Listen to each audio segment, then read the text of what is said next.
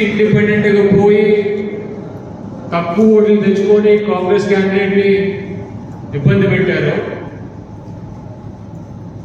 వాళ్ళకి మళ్ళీ ఎంట్రీ లేదు. ఇప్పుడు లోకల్ ఈక్వేషన్స్ కొత్త అధ్యక్షుడు మంచి మెజార్టీతో ఎన్నుకున్నారు, యాక్టివ్గా ఉన్నారు.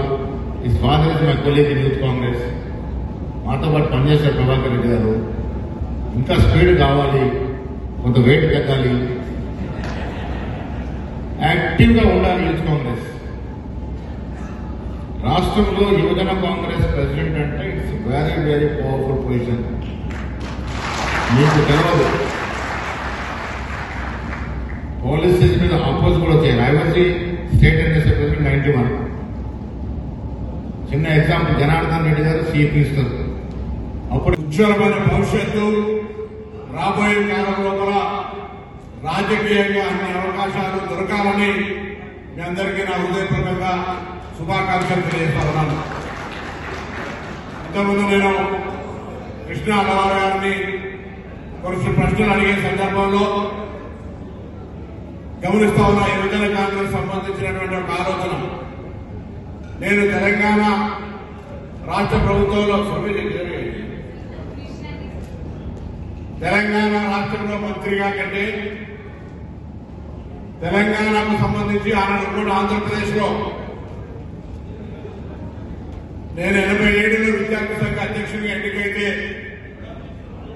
జిల్లా ఎన్ఎస్సీ అధ్యక్షుడిగా, దాని తదుపరి 99లో ఈరోజు మన ఇన్ఛార్జిగా వచ్చినటువంటి మీనాక్షి నటరాజన్ గారి చేతుల మీదుగా రాష్ట్ర ఎన్ఎస్సీ అధ్యక్షుడిగా బాధ్యతలు తీసుకొని, వారి చేతుల మీదుగా రాష్ట్ర ఎన్ఎస్సీ అధ్యక్షుడిగా అపాయింట్మెంట్ తీసుకొని దాదాపు 26 సంవత్సరాల క్రితం రాష్ట్ర ఎన్ఎస్సీ అధ్యక్షుడిగా పనిచేశాను.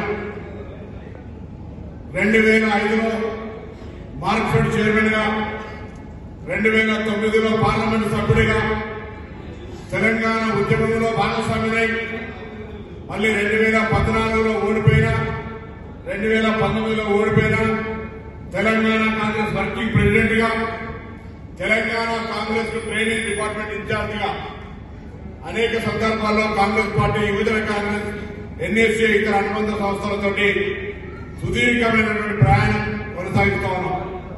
ఈరోజు మీరందరూ చెప్పినట్టుగా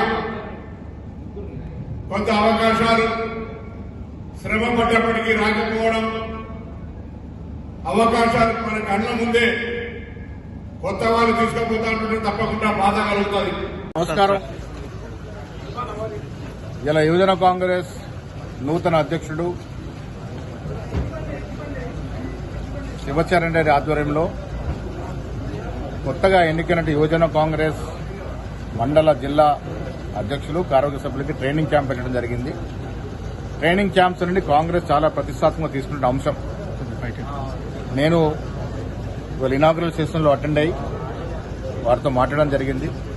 తెలంగాణ రాష్ట్రంలో రాష్ట్ర ముఖ్యమంత్రి రేవంత్ రెడ్డి గారు తీసుకొస్తున్న సంక్షేమ కార్యక్రమాలు, అభివృద్ది కార్యక్రమాన్ని ప్రజలకు తీసుకెళ్లడంలో పోయిన బీఆర్ఎస్ 10 ఏళ్ల పాలన ఏ రకంగా అన్ని వర్గాలను వంచుతున్నారో, ఈ సంవత్సర కాలంలో కాంగ్రెస్ పార్టీ ఏ రకంగా అభివృద్ది సంక్షేమ కార్యక్రమాలు చేపట్టినారో ఇవన్నీ కూడా ప్రజల వద్దకు తీసుకెళ్లడం యువజన కాంగ్రెస్ పాత్ర ప్రముఖమైనది. యువజన కాంగ్రెస్, ఎన్ఎస్ఐ మాకు 2 అంగాలు లాంటివి. వారు శక్తివంతంగా పనిచేసినప్పుడల్లా కాంగ్రెస్ పార్టీ రాష్ట్రంలో అధికారంలోకి వచ్చింది. మొన్న ఎన్నికల్లో యువజన కాంగ్రెస్, ఎన్ఎస్ఐ పాత్ర గణనీయంగా ఉండడం వల్ల రాష్ట్రంలో కాంగ్రెస్ పార్టీ అధికారంలోకి వచ్చింది. సో ఆ కార్యక్రమాన్ని, ప్రభుత్వ కార్యక్రమాన్ని ప్రజలకు తీసుకెళ్లడం యువజన కాంగ్రెస్ ప్రముఖంగా ఉండాలని, వచ్చే లోకల్ బాడీ ఎన్నికల్లో యువజన కాంగ్రెస్ లో కష్టపడి పనిచేసిన ప్రతి కార్యకర్తకి స్థానిక సంస్థల ఎన్నికల్లో పోటీ చేసే అవకాశం ఎక్కువగా ఇవ్వడానికి తెలంగాణ కాంగ్రెస్ పార్టీ నిర్ణయించింది. అది ఎంపీటీసీ కావచ్చు, సర్పంచ్ కావచ్చు, జెడ్పీటీసీ కావచ్చు, జెడ్పీపీ కావచ్చు.